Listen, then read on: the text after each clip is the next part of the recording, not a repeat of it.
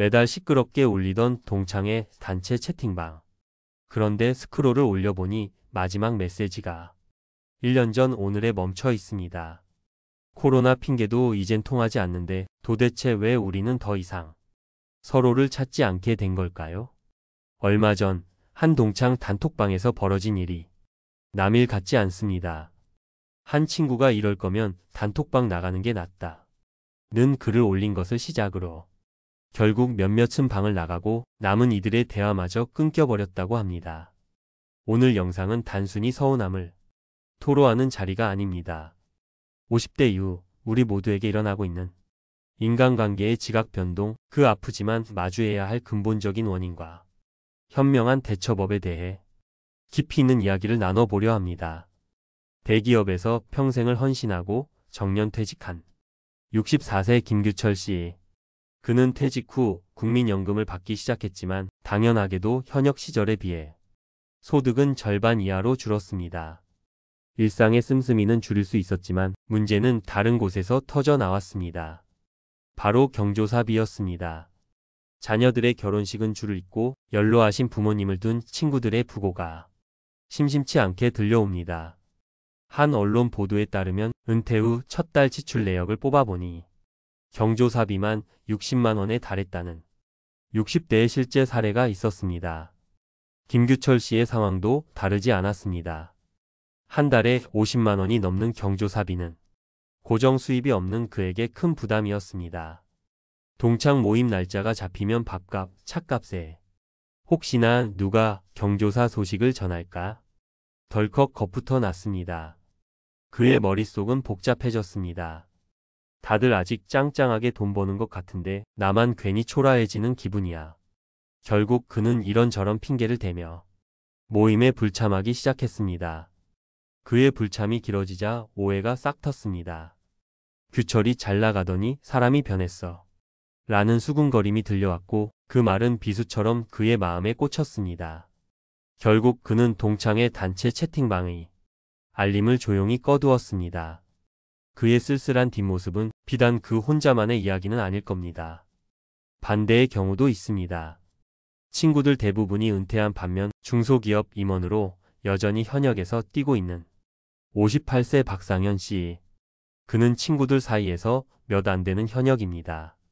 오랜만에 시간을 내어 동창 모임에 나가면 대화 주제는 온통 국민연금 수령액, 새로 생긴 무릎 통증, 얼마 전에 본 손주 재롱 이야기뿐입니다. 그는 아직 회사 분기 실적과 자녀의 취업 문제가 더 큰 고민인데 친구들과의 대화에 쉽게 끼어들지 못하고 겉도는 자신을 발견합니다. 박상현 씨의 이런 경험은 결코 유별난 것이 아닙니다. 실제로 한 설문조사 결과를 보면 50대 이상이 기존의 인간관계를 유지하기 어려운 가장 큰 이유로 무려 42.4%가 서로의 상황이 달라 공감대 형성이 어려워서를 꼽았습니다. 박상현 씨는 속으로 생각합니다. 만나면 즐거워야 하는데 오히려 기운만 빠지고 오네. 관계 유지를 위한 시간과 노력이 즐거움이 아닌 부담으로 느껴지기 시작한 겁니다. 자연스럽게 그의 발길도 모임에서 멀어질 수밖에 없었습니다. 여러분이라면 이 두 사람의 상황에서 어떤 감정을 느끼셨을 것 같나요? 앞서 보신 두 사례는 우리 주변에서 너무나도 흔하게 벌어지는 일입니다. 바로 경제적 격차와 공감대의 소멸이라는 거대한 두 개의 벽이 우리 사이에 생겨나기 때문입니다. 관련 통계에 따르면 50대와 60대 이상은 여전히 관계에서 경조사 챙기기를 중요하게 생각한다고 합니다. 하지만 은퇴로 인한 소득 단절이라는 현실이 그 마음을 실천하기 어렵게 만듭니다. 더 근본적인 원인은 각자의 인생 시계가 다른 속도로 흐르기 시작했다는 점입니다. 직장이라는 가장 큰 공통분모가 사라지면서 우리의 사회적 관계는 급격히 축소되고 이는 곧 대화의 단절로 이어집니다.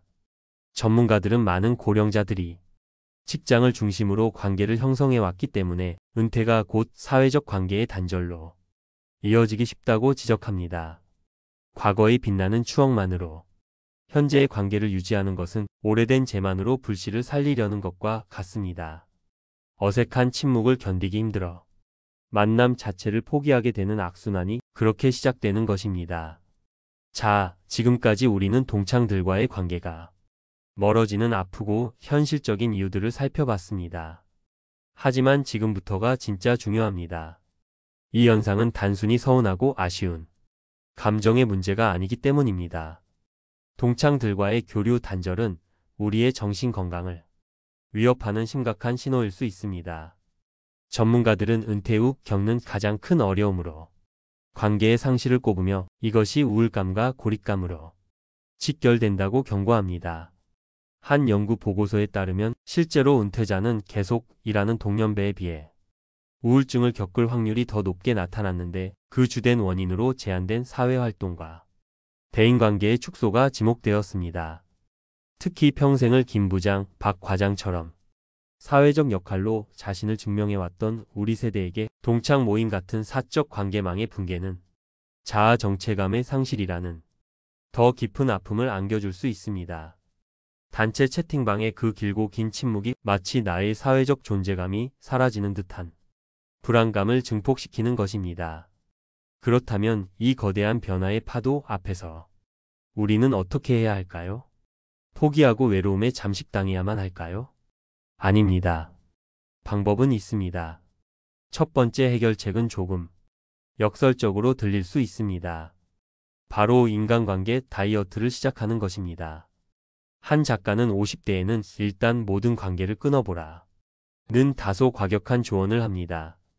이는 고립을 자처하라는 뜻이 아닙니다.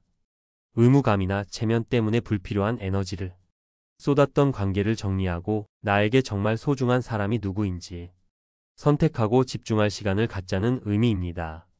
불필요한 인연을 정리하는 인간관계 미니멀리즘을 통해 비로소 진짜 관계가 선명하게 보이기 시작합니다.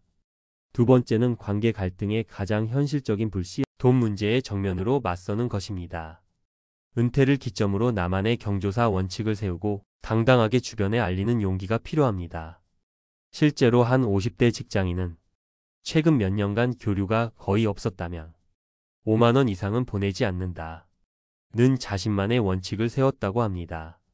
중요한 것은 이 원칙을 가까운 친구들에게 솔직하게 이야기하고 양해를 구하는 태도입니다. 내가 요즘 형편이 예전 같지 않으니 큰돈은 못해도 마음은 꼭 전하고 싶네. 이해해주게. 이 한마디의 솔직함이 수많은 오해를 막고 오히려 관계를 더 단단하게 만들 수 있습니다. 여러분은 어떻습니까? 혹시 여러분만의 원칙이나 지혜가 있다면 댓글로 함께 나눠주셔도 좋겠습니다. 마지막 세 번째 해결책은 관계의 중심을 단체에서 개인으로, 추억에서 현재로 옮겨오는 것입니다. 조용한 단체 채팅방만 원망하며 바라보지 마십시오. 정말 보고 싶은 친구 한두 명에게 개별적으로 연락하는 겁니다.